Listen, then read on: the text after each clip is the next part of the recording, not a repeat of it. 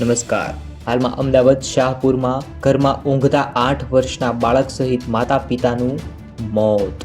ડરામણો નજારો જોઈને વલવલાતું જેવું છે.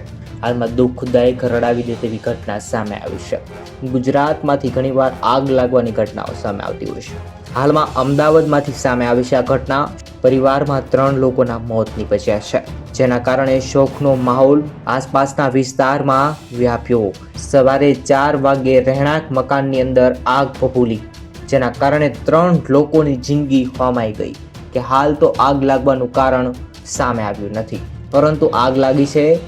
FSLની તપાસ બાદ જાણવા મળેલા રિપોર્ટ મુજબ ઘટનાની જાણ થતાં તાત્કાલિક સ્થળ પર પોલીસ પહોંચી ગઈ હતી. મૃતકોને PM માટે મોકલવામાં આવ્યા હતા. અમદાવાદના શાહપુરમાં ન્યૂ એસ કોલોનીની એક રહેણાંક મકાનમાં સવારે આગ લાગવાની ઘટના સામે આવી છે. તે ઘરમાં રહેલા પતિ પત્ની અને તેના બાળકનું મોત થયું છે. આગના કારણ અકબંધ છે અને આગ લાગ્યાની માહિતી મળતા જ ફાયર ટીમ તાત્કાલિક પહોંચી હતી તેવા સમાચાર સામે આવ્યા છે.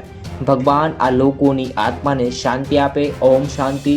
ફાયર બ્રિગેડની ટીમ ત્યાં પહોંચી ત્યાં મકાનમાં ગાદલામાં આગ ચાલુ જ હતી તેવા સમાચાર સામે આવ્યા છે.